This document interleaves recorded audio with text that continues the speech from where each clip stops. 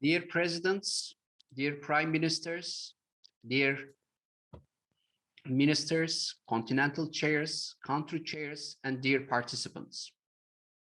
Even before the COVID-19 pandemic, business transformation was a concern of big companies. But now it is imperative, and not just for large enterprises. Even the smallest companies and organizations must transform their business as a matter of urgency in order to cope with dynamics of the post-pandemic business environment. Surveys reveal that most small companies and entrepreneurs in the startup economy are suffering financially. Their plight will become even more serious if they have not been able to complete their business transformation before the new normal sets in. The challenge is this: business transformation is not a cheap process. How realistic is it to encourage entrepreneurs to invest in business transformation when they are struggling just to meet their short-term expenses? Given this situation, as an affiliated partner of the G20 Global Partnership for Financial Inclusion, the World Business Angels Investment Forum invites policymakers to develop smart policies that will provide financial support for startups, scale-ups, SMEs, and all entrepreneurs to help them transform their business. WBAF believes that more public-private partnerships should be mobilized for this purpose, and governmental recovery plans need to include financial support for entrepreneurs' business transformation efforts. Governments must be alerted to the fact that unless small companies receive financial support for transforming their business, they will not be able to survive in post-pandemic times. This means their capacity to create more jobs and social wealth for economies will be lost. I would like to thank in advance all the stakeholders and partners who will be contributing to World Business Angel Investors Week 2022. They will be highlighting the importance of business transformation for post-pandemic times, the topic of this year's event. I believe to grow and thrive in a post-pandemic world, swift business transformation into a pandemic-proof organizational model is vital if we are to ensure the sustainability of world economies in the new normal.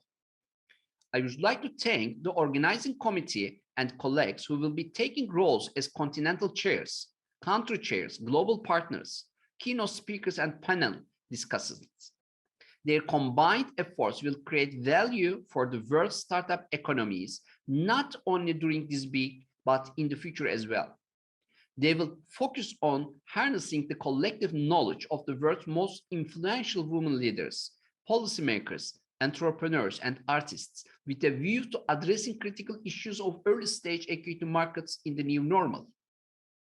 This week will be a great platform from which to campaign for solutions to such critical issues and other worldwide concerns at the United Nations, the European Union, and in G20 countries and regional and local economies.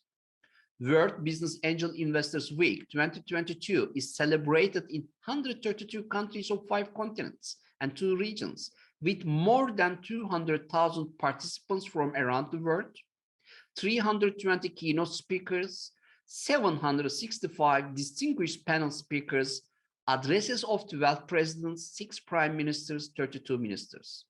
This is really great. And it is a great pleasure for the World Business Angels Investment Forum to coordinate this particular event of the world globally.